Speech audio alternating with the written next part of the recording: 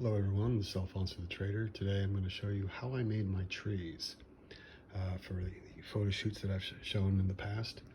They're pretty simple to make and they're really not too expensive either. So let's get to it. Okay, so what we have here are some 2 to 3 inch spruce trees that I purchased on eBay. They are from the Grand Central Gem Tree Company.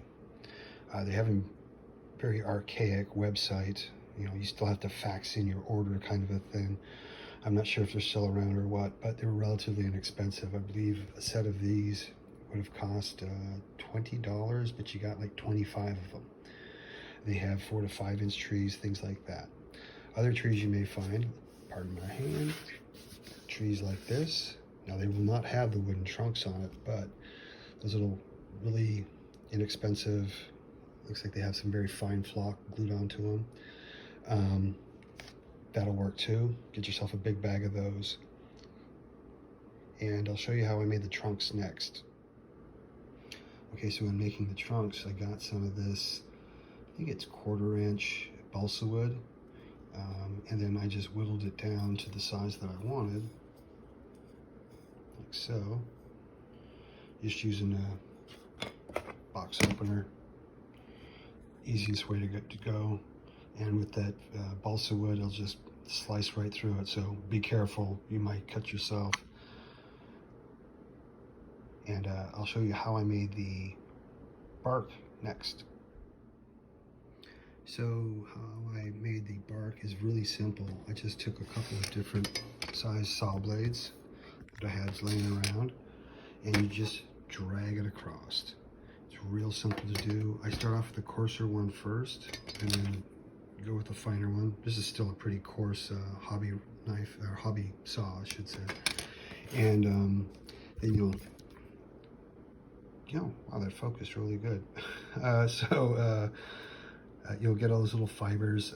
Several ways you can get those off. You can take some coarse sandpaper and just kind of brush up against it, or you can do something that's a little more dangerous, but just a little torch, or even across your gas burned stove. Just make sure you got the window open and the fans going so you don't set off all the smoke detectors. But yeah, you get this really cool effect. So for the next process, I take a PVA glue and I'll water it down. I do about it's like a 50-50 for this kind of a thing. Maybe go 75 glue, 25 water.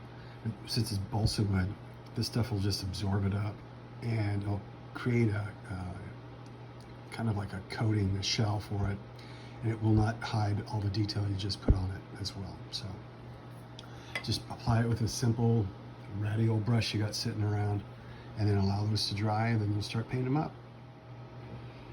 Okay, so when painting these little trunks, I just put down a base, very dark brown.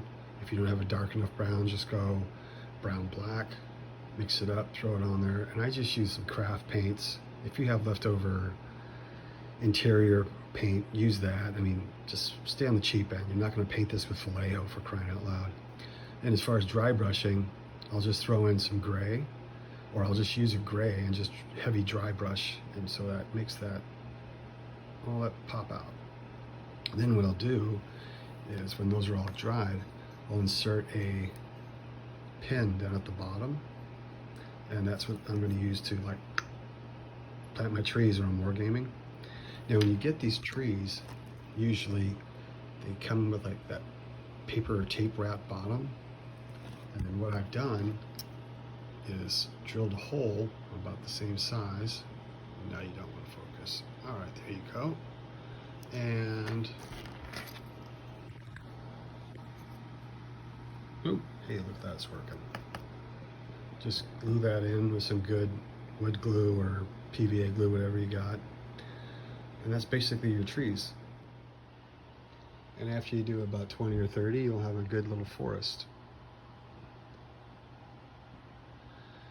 And with the whole planting system that I'm using, design just like that.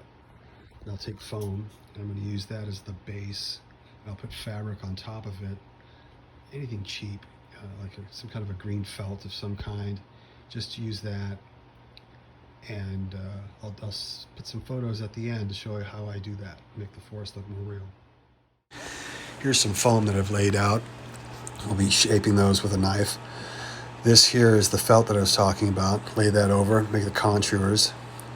Now you'll be adding some of this scenic terrain mix, as well as some reindeer moss to add small brushes and shrubs. This is the effect you'll get.